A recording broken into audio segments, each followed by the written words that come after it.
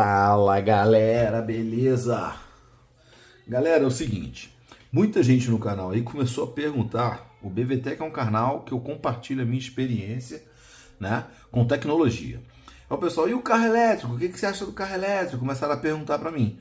Eu acho que é porque eu fiz um vídeo do meu carro na época, que não é elétrico, mas mostrando uma opinião sincera do carro, das limitações do carro. É um Volkswagen Taos, né, que eu gosto do carro, mas já até vendi ele, já estou com outro carro.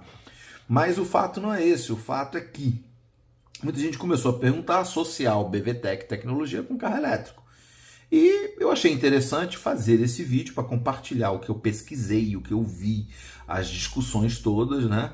E o que eu acho, porque eu fui fazer os testes dos carros elétricos, fui na BYD, fui na GWM, né? Que tem aquele horazinho lá, os carros elétricos.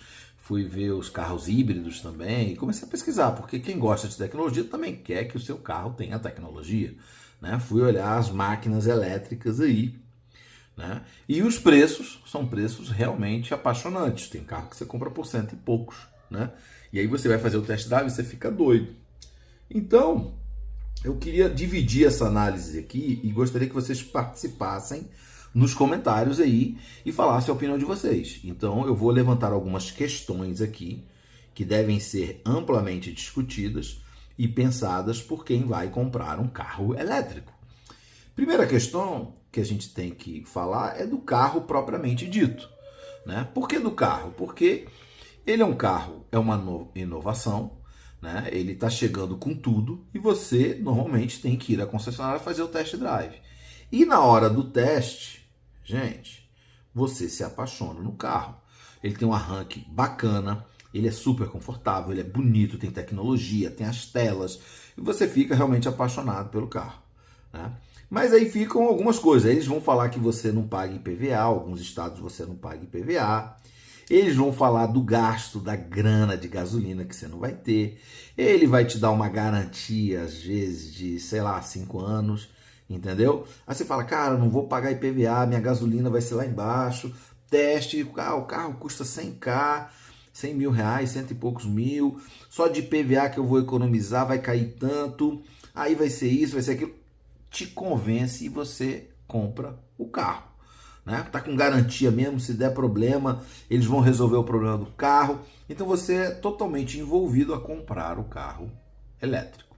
O que eles não contam para você é que, né, você vai ter a garantia, mas aí nós estamos com um problema de peças.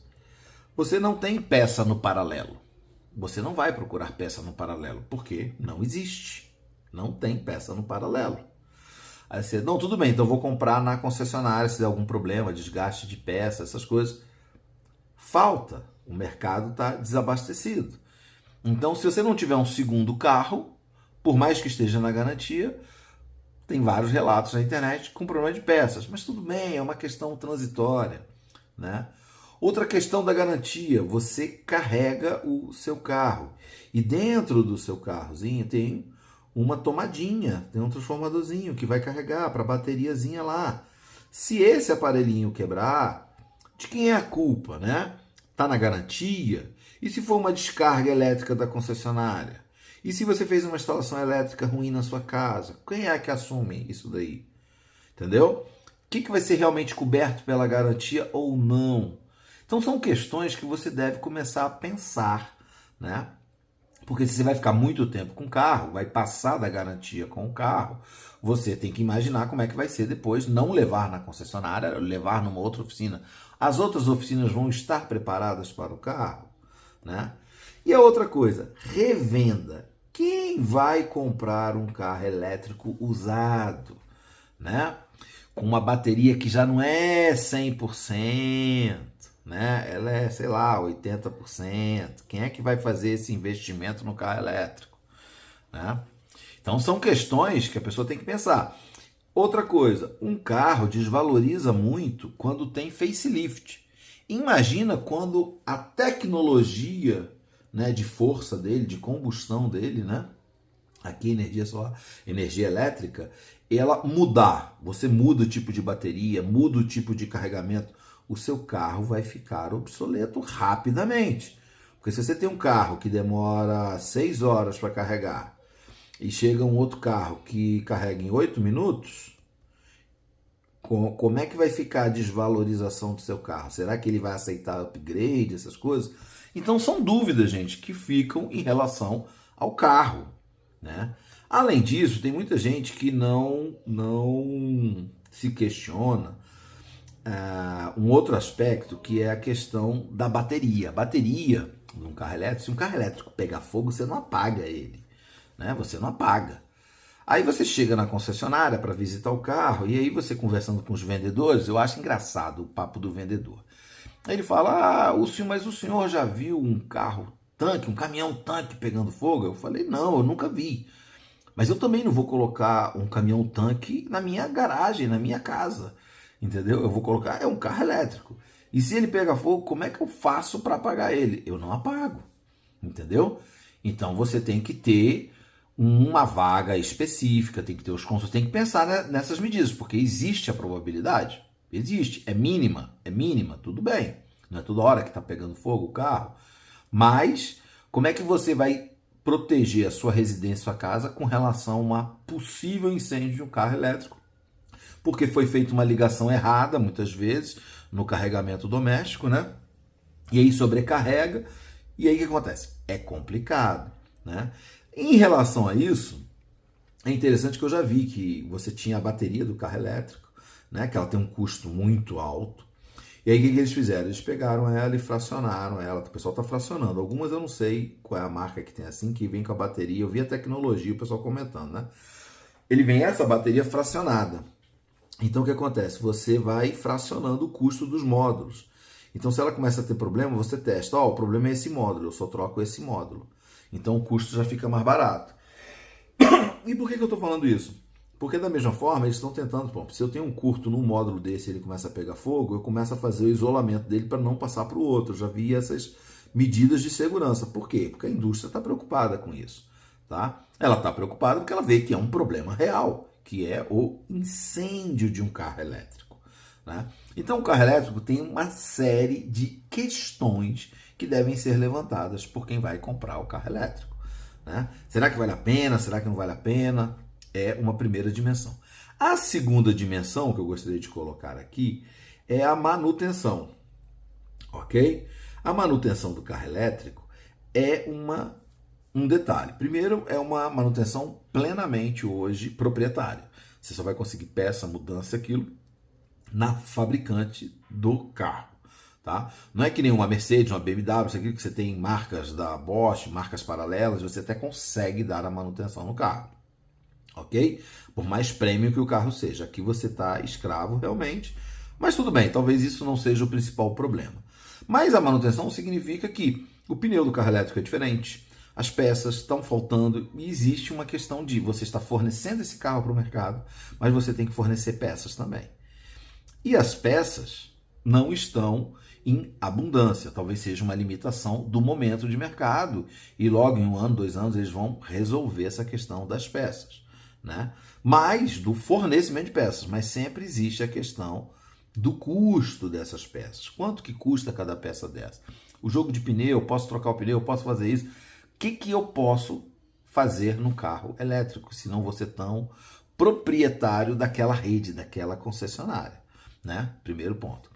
Segundo ponto, que aí é uma coisa que todo mundo fala, que é você instalar um carregador, né? Você vai instalar um carregador na sua casa, né? Ou no seu apartamento. Na sua casa é até mais fácil. No apartamento, você precisa saber, o condomínio autoriza a instalação da vaga ao ponto elétrico? Né?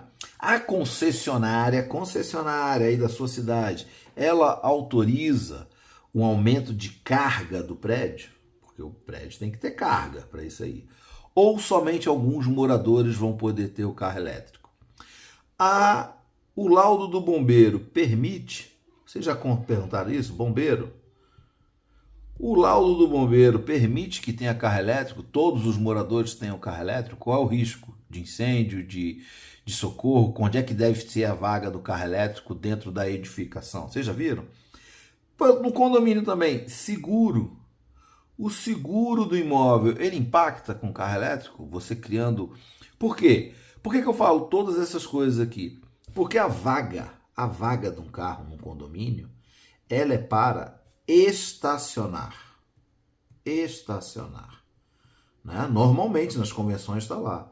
E você está mudando a destinação da vaga, porque agora a vaga se tornou um ponto de abastecimento. Vocês entendem que a coisa não é tão simples? Não é ligar uma tomada na sua vaga para carregar um celular. Gente, nós estamos falando de um equipamento de muita carga, de potência, e que você precisa cuidar de todas essas questões aqui, né?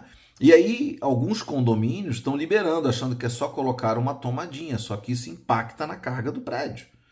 Então, gente, são certas questões que devem ser consideradas na hora de comprar um carro elétrico e passar para manutenção, para o abastecimento, como é que vai ser, isso tudo.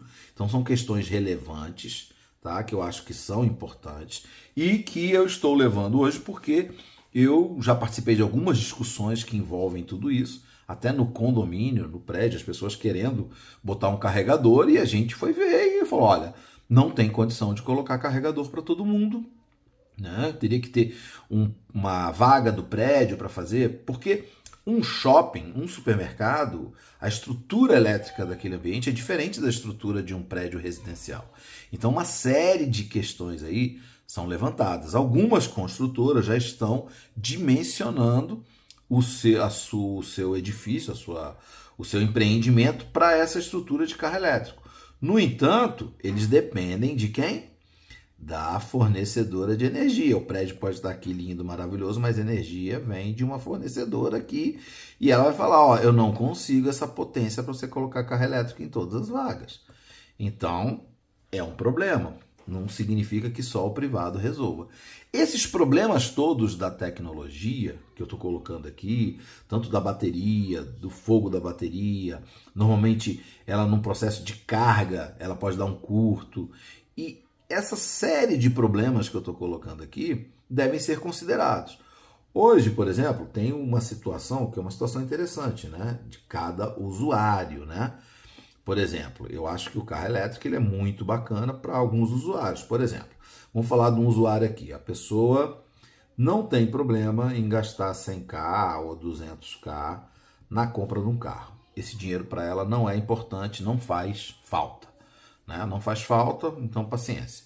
Ah, vai desvalorizar, não tem problema, porque ela acredita que com a isenção de IPVA, economia na gasolina que ela vai ter, isso tudo compensa a desvalorização do carro, ok? Ok.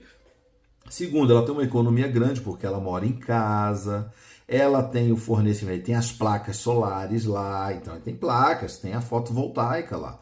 Então ele abastece o carro dele com a própria energia que ele gera, né? E ele tem um segundo carro, a combustão, para ele poder viajar, fazer outras coisas. E ele usa esse carro só para o dia a dia, para o trabalho, para fazer um revezamento, ir para algum lugar. Ele tem essas vantagens. Gente, nesse universo aqui, nessa realidade, você está usando um bem com uma característica bem de consumo. Esse carro eu vou ficar 5 anos, 6 anos com ele, talvez ele daqui a 5 anos não esteja valendo mais nada, porque a tecnologia se tornou obsoleta, né? Mas não tem problema, porque eu economizei de PVA, eu economizei de combustível, eu apliquei a fotovoltaica da minha casa e eu tenho um segundo carro bonitinho aqui que eu uso para viagem, então não vou ter impacto nenhum. Se der algum problema de peça, tá naquela garantia estendida da concessionária, eu mando para lá. E aí aqueles 100 mil dele aqui vão virar 30k, entendeu? Aí ele com 70 aqui, ele imagina a desvalorização, hoje 200 mil viram 80k, mais 80 mil. Então, quer dizer, você consegue ter uma realidade que é até favorável para a pessoa que tenha essa realidade, o que não é a realidade de muita gente no país.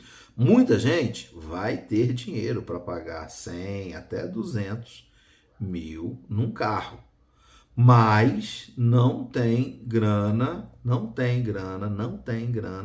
para manter o prejuízo, a desvalorização que esse carro vai ter, né? Ficar sem o carro 1 mês, 2 meses porque faltou uma peça ou quebrou. Então, é uma realidade diferente. Então, para essa realidade aqui, isso aqui não tem nada a ver aqui, né? Já deixei. Para essa realidade desse usuário, pô, legal, não faz falta para ele isso daqui, ele tem um outro carro, isso tudo ele vai estar ganhando ali. O outro aqui não, eu estou ganhando isso, mas o sacrifício de ficar sem carro, de ter algum problema, de não poder viajar às vezes porque não tem um ponto de abastecimento, são coisas diferentes, entendeu? Então eu fiz aqui um apanhado geral, gente, dos pontos que foram levantados, né, por vários amigos conhecidos aí, em discussões de carro elétrico, se compra, se não compra. E quem quiser deixar o comentário aqui, quem comprou, não gostou, isso, aquilo, coloca aí nos comentários, bora compartilhar, vamos trocar uma ideia aqui no canal para que as pessoas possam ver esse vídeo, ver essas questões todas sem paixão, né? Porque eu vou te dizer, se você vai fazer o test drive desse carro, você sai de lá apaixonado. E a pior coisa é fazer uma compra apaixonada. Por quê? Porque essa paixão vai ser muito efêmera quando os problemas do carro elétrico começarem a surgir, né? De você, estou com pouca energia, não consigo abastecer em casa porque não tem carregamento em casa, mas eu vou carregar no shopping. Aí chega no shopping e o carregador não está funcionando. Ou já tem 2, 3 carros e você não consegue abastecer. Você vai ter que ficar horas ali carregando. Então, existe uma série de questões que devem ser muito bem pensadas na aquisição de um carro elétrico. Pois é, BVTEC, acho que não vale a pena, alguns vão achar que vale a pena. O que você acha do futuro? Aí vamos falar de cenários. O que seria para o futuro? Eu acho que no futuro nós vamos ter um carrinho aqui, certo? Muito bacana, que vai ser o carro híbrido. O híbrido é outra coisa, gente. Por quê? Porque o híbrido vai ter toda a questão da sustentabilidade, economia, as bateriazinhas vão estar lá, bacana, isso aqui, se torna mais sustentável. E o combustível principal dele aqui, você abastece rápido e ele carrega a bateria, então você consegue fazer um mix dos dois. Eu acho que a tendência é muito mais de híbridos, evoluir os híbridos, né, do que já tinha para o que vem agora, com essa onda dos elétricos. Eu acho que é uma possibilidade maior de sustentabilidade, tá? É lógico que algumas questões da mecânica elétrica, das peças, da questão do incêndio, do fogo, tudo isso aqui vai impactar. Mas ele não vai ser carregado em casa, mas já vai ser mais fácil para quem mora num edifício residencial e não tem estrutura para abastecer o carro.